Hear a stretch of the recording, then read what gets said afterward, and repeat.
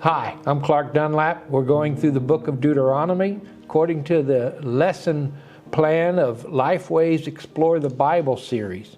Today we're looking at lesson 10 in the 12th chapter of the book of Deuteronomy. And as mentioned before, the people of Israel are hearing the law again.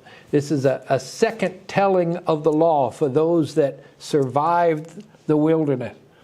And many have never heard the law in great detail, very likely. So they're getting a whole lot more than they had.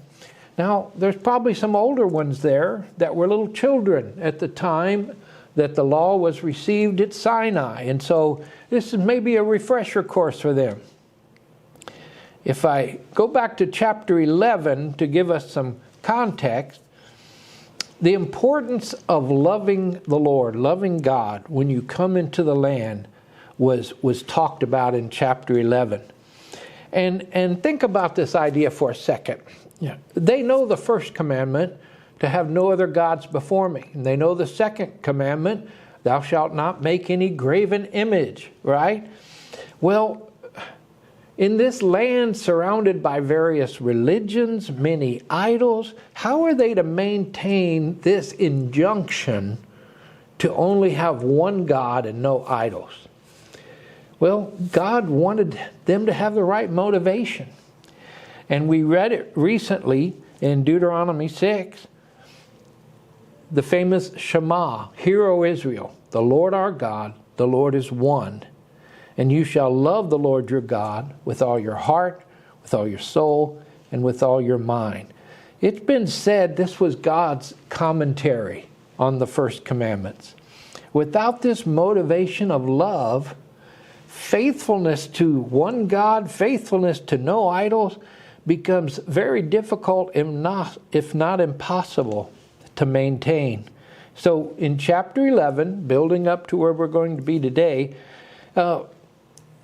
Moses revisits God's goodness to Israel, Israel's need to love the Lord. Chapter 11 also touches on the subject of blessings and cursings, and that's going to come up again later. But flowing out of God's grace for them is the promise of blessings for their obedience. And also the warning, the curses for disobedience. And if you think about it, both of these things are products of God's goodness. Then in chapter 12, we look at a subject that's near and dear to my heart, and that is worship. At first, it looks like a reminder that Israel is to drive out all the inhabitants of the land of which they're taking possession. And yes, that is the context. But if you've been following along with us, you'll know some of the reasons for that. One reason, the people in the land, these 7 nations, their sins and wickedness had filled the land, and the time had come for their judgment. Secondly, if they continue in the land with Israel, they're going to corrupt Israel's religion and the very heart of their worship. Now, you might ask the class, getting started, if anyone will share some of the most awe-inspiring or amazing sights they have ever seen. Maybe get 1 or 2 to share something that they've seen. I'm even thinking of handing out a little paper that will have maybe 20 different awesome sights. The Grand Canyon, the Rockies, I don't know, different things on that list, and have them check how many they've seen, but then circle the one, or write in the one that it just stands out to them as the most awe-inspiring thing that they've ever seen. Why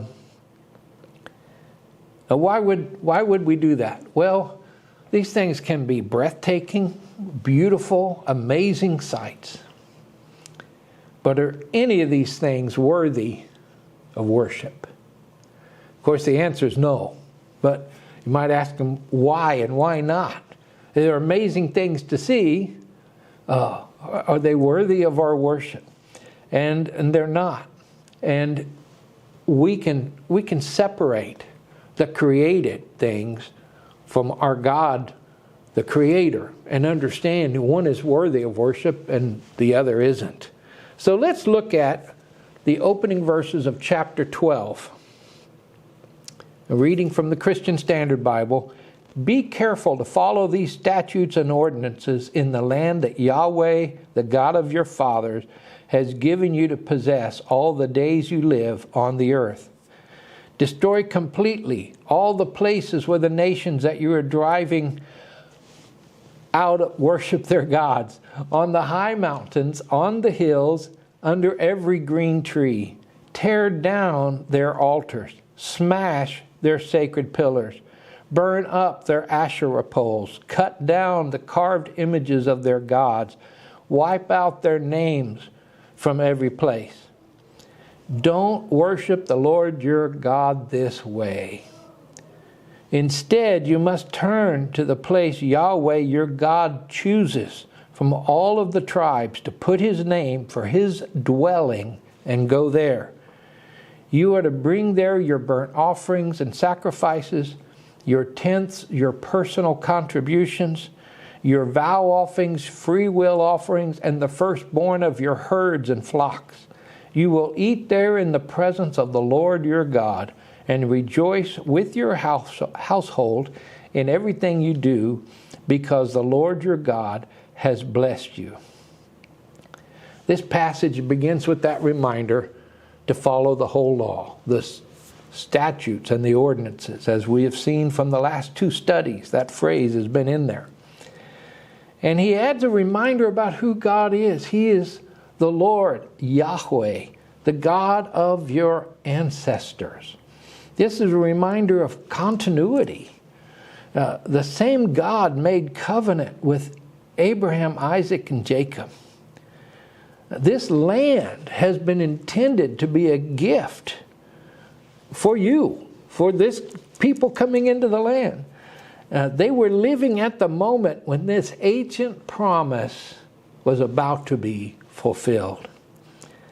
I keep getting the feeling that God is saying to them in so many of these passages that this is the moment, the one I promised to your ancestors, the one for which I brought you out of slavery and captivity. This moment, it is yours to keep, this land that I'm giving you, if you can keep it. And all of these stipulations and all of the laws are God's way of saying, don't mess this up.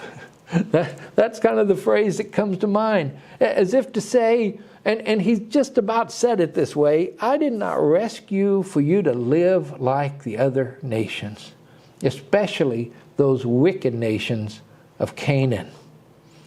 And then in verses 2 and 3, Moses used some strong verbs, words of command. Now, you may have your class call out these words from these two verses. Say, what actions are they supposed to take when they come into the land and they can see, destroy, tear down, smash, burn, cut down, and wipe out? Is there any question about how God feels about the religions that are going on in the land of Canaan? I want to point out that he just said something very similar back in chapter 7, verses 1 through 5. You can read back there if you'd like to, 7, 1 through 5, because, and you might have somebody in your class prepared to read those verses. He names the 7 nations that are to be totally removed from the land and what they are to do in their places of worship and why. It's a very similar passage. It's just got a couple details that this one doesn't have. And then in verse 4 of chapter 12, he has this one sentence that just stands out in the center of this passage, it seems like. Don't worship the Lord your God this way. Nothing that they were doing really seems to relate to their worship of Yahweh. You might ask your class if that command should also speak to us today. Are there ways we veer away towards worldly methods? I will say here that this is not for the place for people to complain about that modern music. That's not what I'm addressing. When somebody brings up that subject, I just ask them, are the words to these songs biblical? Do they praise and exalt our God? And no, maybe not all of them do. I'm open to that possibility. But if your church is singing songs, however contemporary, that are biblical and that praise the Lord Jesus Christ, I don't know where the complaint is unless it's just not your cup of tea, and that's okay. I'm sure there have been, in fact, I've read a few hymns that were written back in the day that I didn't find all that biblical. But those tend to fall into disuse, and we keep the ones that are strong, and so we don't see those anymore. But one way that we may get this wrong is, one way we may be bringing worldly attitudes into our worship. And I've just seen this grown up in my lifetime, is when people want to exalt for instance, popular Christian singer. They would go to their concerts. They treat them with a reverence sometimes that really belongs to God alone. And you know what? This can happen to preachers too. They might be men of God. Maybe they're greatly gifted communicators. And maybe they're honestly trying to point people towards Christ, but sometimes they receive more devotion than they deserve. And then sometimes there are preachers and musicians who desire that attention directed at them. And the message still applies. Don't worship the Lord your God this way. That is not how we're supposed to do it. Then in verses 5 through 7, Moses lets them know things will be different on the other side of the Jordan. There will be one place that God will establish for his worship. Up to now, they had a mobile temple, right? They packed it up, carried it where they were going to go next, and then set it up again. The tabernacle traveled with them. But in the land that they're coming into, it's going to be fixed. Now you might ask your class, why do you think God wanted to designate a certain place for them to worship? Why was that important to him and to them? Let me share a few points on this subject. They were not to worship at the high places or the groves, places that men choose to worship. That was what they were not supposed to do. The worship in Canaan tried to find God through natural locations, high places. Some of those probably had awesome sights, and they seemed somehow closer to God. The groves or green trees, that was a place of great fertility. And boy, in their ancient times, they all depended on fertility because they were so agrarian in their culture, and they needed crops, and so they thought this would be a good place. But this was a human view of God, a God who could be manipulated with flattery and sacrifices, and they were just hoping to get the blessings of the gods for their own purposes. Our God is above all creation. He will determine the place, the manner, and the accoutrements of worship. And he dwells where he chooses. It's interesting to note that he doesn't tell the people ahead of time where this place will be.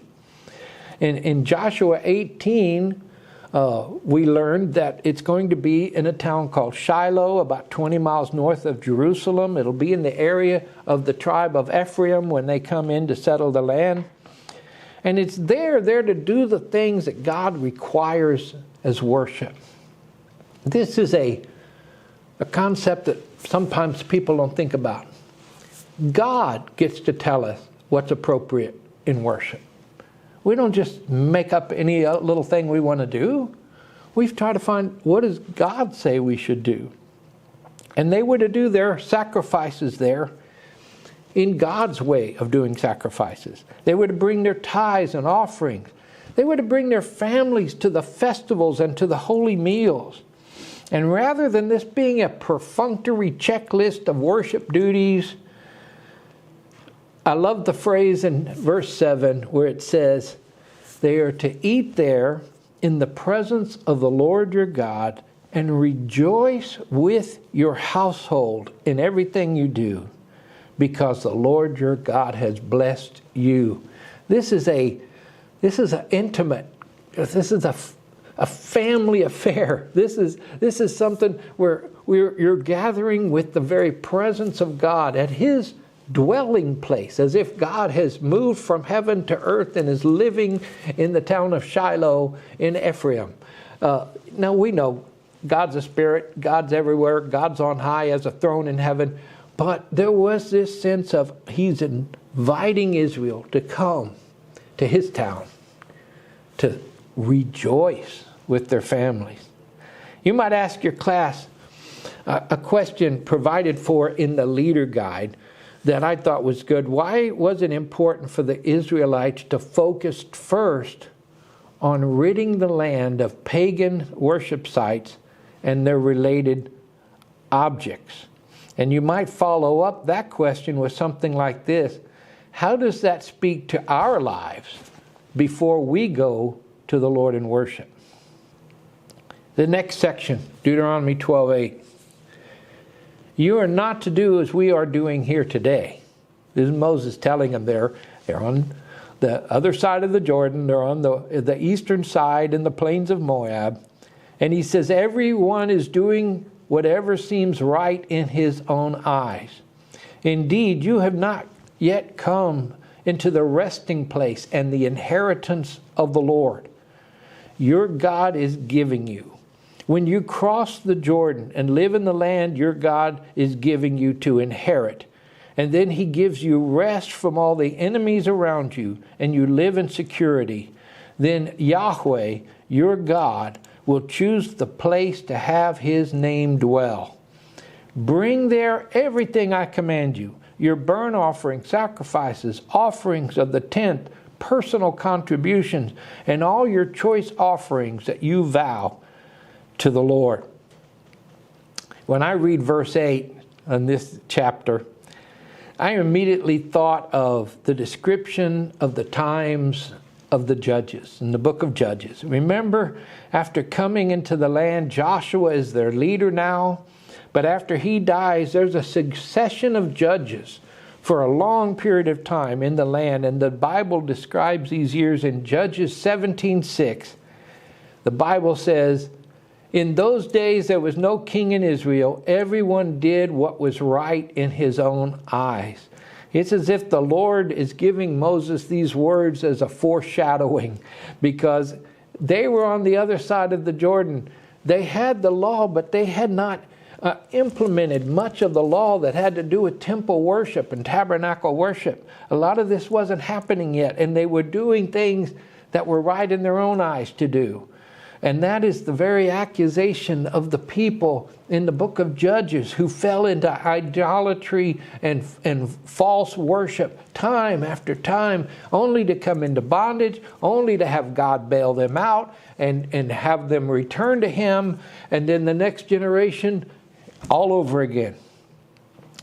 But in this verse, Moses is saying that while you have been given laws about God's worship, you haven't fully implemented them yet like you will in the promised land. But we know that even after they get into the promised land, they're going to continue to do what's right in their own eyes. He reminds them, though, that God will pick a place for His name, similar to telling them that He's choosing where He's going to live. He has no earthly dwelling, He needs no earthly dwelling, but He chooses to dwell among His people. And Moses describes their living in the land in two distinct ways here. He refers to it as their inheritance. He does this in verses 9 and 10. He's used this language before. An inheritance is essentially a gift handed down, right? Historically, children have looked at the inheritance as their right. That doesn't mean their father sees it that way. And even more so when the children are adopted. Anything they receive should be seen as a gift.